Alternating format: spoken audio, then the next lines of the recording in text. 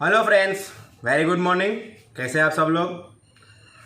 देखिए फ्रेंड्स, मैं जो आज का ये जो वीडियो लेके आया हूँ आप लोगों के सामने, वो मेरा जो वीडियो है वो मैं डिस्कशन करूँगा बैंकिंग मित्र के बारे में, या फिर कई जगह पर इसको CSP भी बोला जाता है, और बट बहुत सारी जगह पर इसको नॉर्मली बैंकिंग मित्र का नाम दिया जाता है। अब ये बैंकिंग मित्र क्या है और ये क्यों ज़रूरी है और इसका क्या बेनिफिट है, इससे सरकार को क्या फ़ायदा मिलता है और हम लोगों को क्या फ़ायदा मिलता है, कस्टमर को क्या फ़ायदा मिलता है, और हमारे जैसे देश में, भारत जैसे देश में ये क्यों बहुत ज़्यादा ज़रूरी है, इसके बारे में मैं कुछ चर्चा करूँगा। और बैंकिंग मित्र बनने के लिए, बैंकिंग मित्र का काम स्टार्ट करने के लिए क्या क्या डॉक्यूमेंट की ज़रूरत होती है, आवश्यकताएँ होती है, उसके बारे में बात करूँगा। तो स्टार्ट करते हैं आपका आज का वीडियो। देखिए फ्रेंड्स, जैसे कि आप सब लोग जानते हैं कि भारत एक बहुत बड़ा देश है। हमारी जो जनसंख्या है, जो हमारी आबादी है, वो 1,35 करोड़ से भी ज़्यादा है, और दुनिया में दूसरे नंबर पर सबसे ज़्यादा आबादी वाला देश है हमारा भारत देश।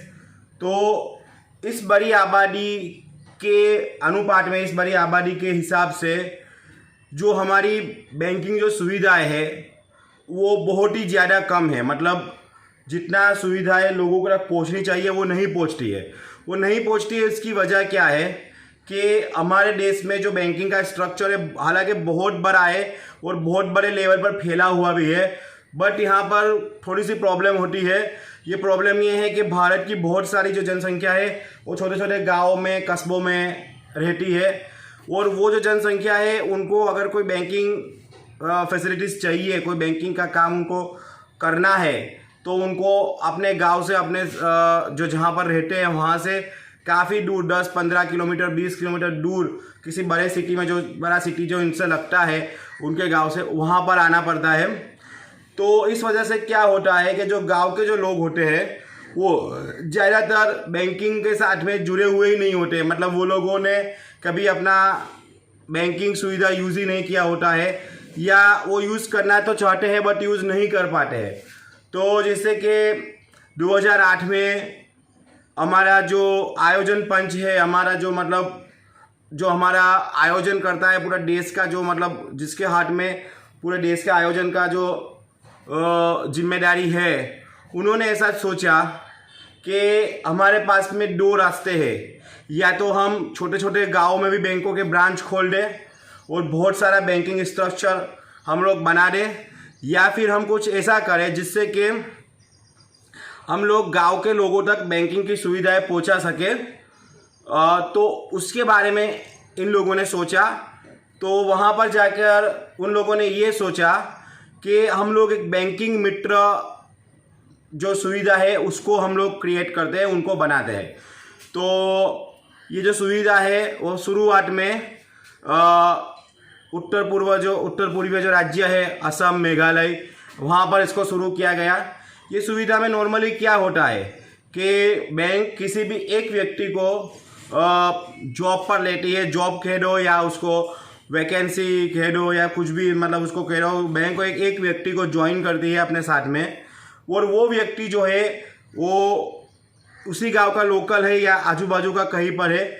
उस व्यक्ति का काम होता है कि गांव के लोगों को बैंकिंग सुविधाएं पहुंचाना, उनका अकाउंट ओपन करना, उनके अकाउंट में जो पैसा है वो उनको विड्रॉल करके देना, पैसा अकाउंट में जमा करना, या हर टाइप की जो बैंकिंग सुविधा जो आदमी एक बैंक पे जाके यूज़ करता है वही सुविधा वो आदमी के द्वारा उनको दी जाए। 2008 में जब ये प्रोजेक्ट शुरू हुआ तो ये प्रोजेक्ट बहुत ज़्यादा सक्सेसफुल हुआ, और उसके बाद में 2014 में जो सेंट्रल गवर्नमेंट जो चेंज हुआ, तो उसके बाद में नई गवर्नमेंट ने इस बारे में बहुत ज़्यादा सीरियसली सोचा, और जन धन के आने के बाद में गांव में बहुत सारे लोगों ने बैंक के साथ में अपने अकाउंट खुलवाए, जन धन अकाउंट खुलवाए, जहां पर 35 करोड़ से ज़्यादा लोगों ने बैंकिंग अकाउंट खुलवाए। तो मोस्टली मतलब जो 2014 से पहले का जो सर्वे था उसके हिसाब से भारत में ओनली 10% लोग ही, मतलब 1,35 करोड़ में से सिर्फ 12 या 13 करोड़ लोग ही ऐसे थे जो लोग बैंकिंग सुविधा यूज़ करते थे, मतलब बैंकों में जाना, अकाउंट खुलवाना, सेविंग अकाउंट, करंट अकाउंट खुलवाना, विड्रॉल करना, पैसा जमा करना, ये सिर्फ 12 या 13 करोड़ लोग ही इसका इस्तेमाल करते थे। बाकी के जो लोग होते थे वो कभी बैंकिंग सुविधा को यूजिंग करते, मतलब इनका कोई सेविंग अकाउंट नहीं था या इनके पास कोई टाइप का कोई अकाउंट नहीं था। इसी टाइप से वो लोग अपना मतलब लाइफ स्पेंड कर रहे थे। बट 2014 के बाद में, जनधन के आने के बाद में बहुत सारे लोगों ने अपना बैंकिंग अकाउंट खुलवाया। उसके बाद में एक बहुत ही बड़ी ज़रूरियात देश को महसूस हुई बैंकिंग मित्र की। तो 2014 के बाद में बहुत सारे बैंकिंग मित्रों को रिक्रूट किया गया।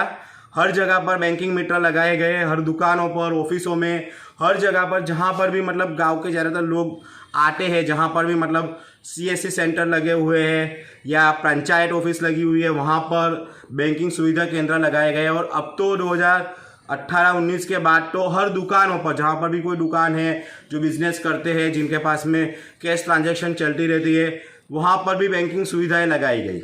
तो ये बैंकिंग सुविधा का जो मूलभूत स्ट्रक्चर था, जहाँ से ये शुरू हुआ, और अब ये बहुत ज़्यादा फैल रहा है और भी ज़्यादा फैलेगा, क्योंकि कोविड के आने के बाद में आज पोजीशन ऐसी है कि छोटे सिटी की मैं बात नहीं करता, बड़े सिटी में अगर मैं बात करूँ, Tier 2, Tier 3 सिटी में, तो वहाँ पर भी क्या है कि आज बैंकिंग सुविधा में मतलब कोई भी बैंक में किसी भी ब्रांच पर अगर कोई जाता है तो उसको क्लियरली ना बोल दिया जाएगा कि कोविड के कारण उनके पास में मैन पावर अवेलेबल नहीं है, और दूसरा कि उनको ऐसा बोला जाता है आप ऑनलाइन बैंकिंग यूज़ करो।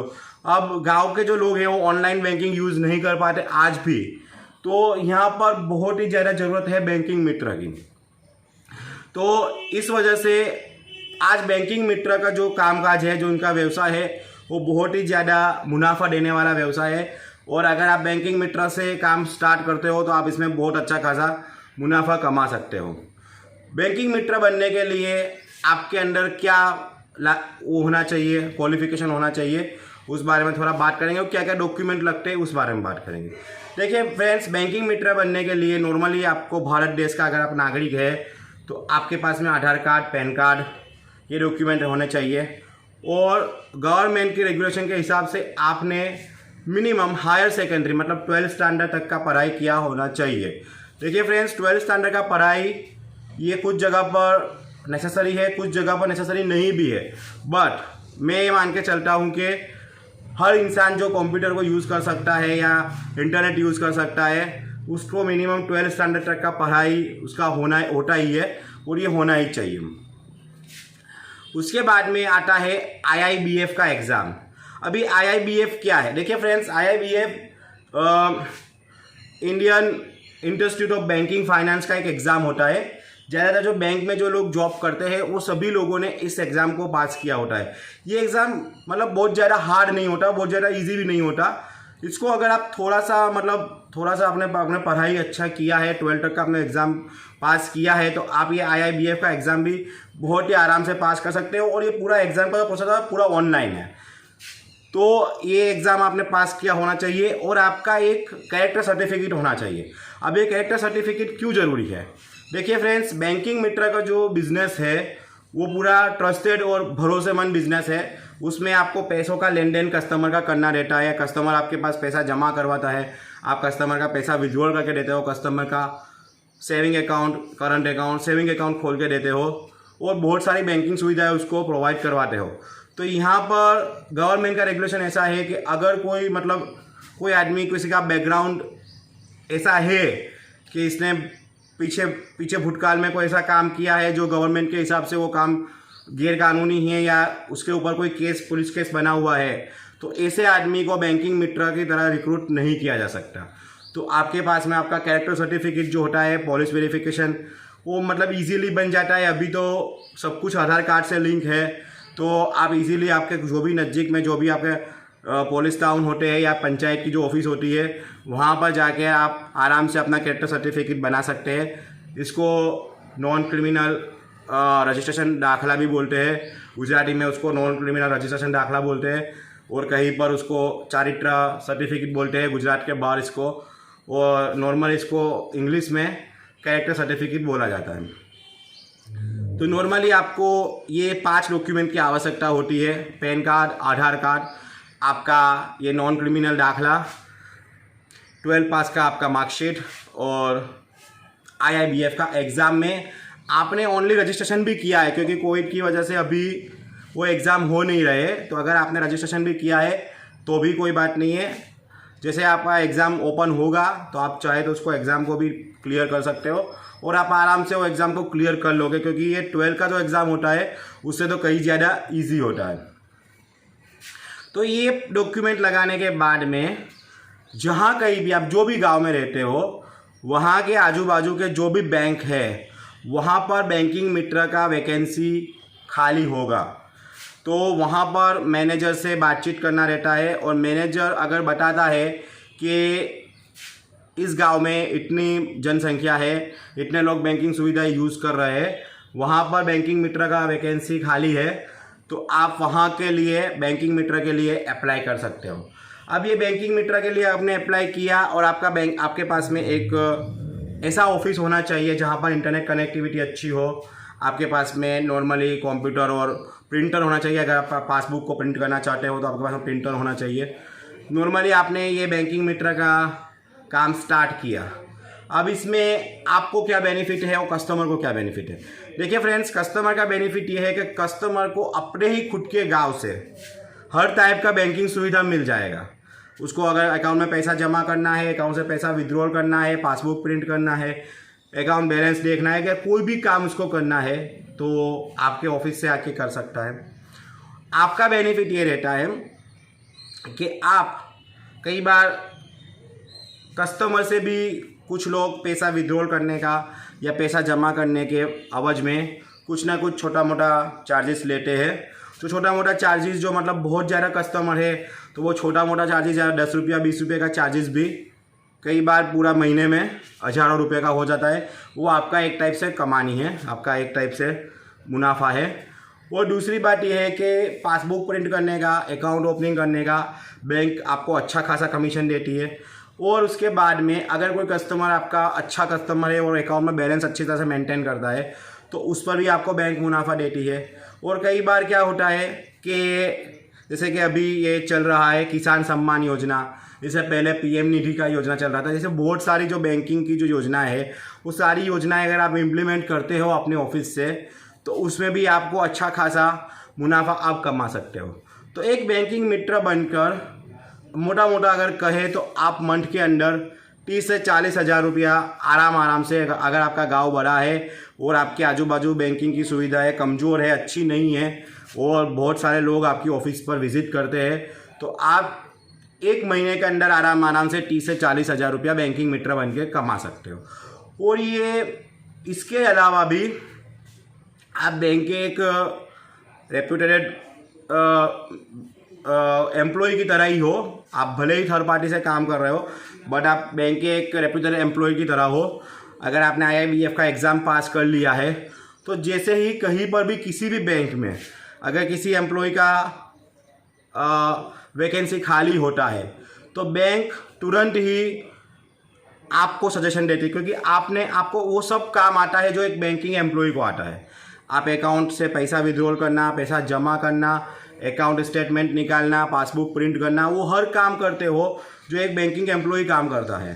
तो जैसे ही कहीं पर भी अगर बैंकिंग एम्प्लॉय का किसी भी ज़रूरत होता है किसी भी बैंक के ब्रांच में तो वो तुरंत ही आपको सजेस्ट करता है कि भाई ये आदमी जो है ये पूरी तरह से बैंकिंग मित्र के लिए काम कर रहा है, इतने सालों से काम कर रहा है, तो उसी को पहले मौका मिलना चाहिए।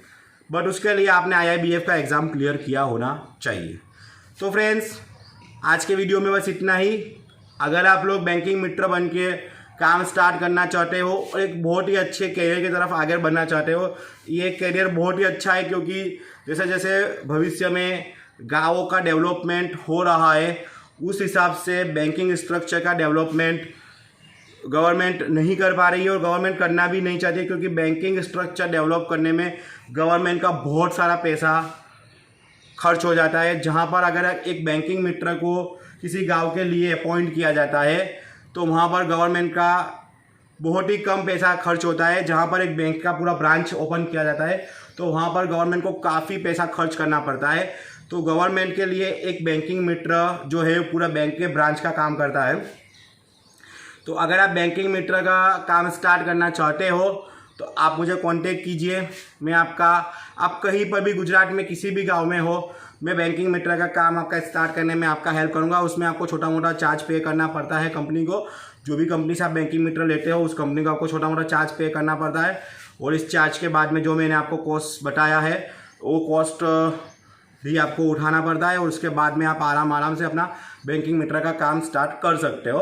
और ये काफ़ी लंबा करियर है, काफ़ी लंबा आपका ये बिज़नेस है, तो मतलब सालों साल चलने वाला ये बिज़नेस है।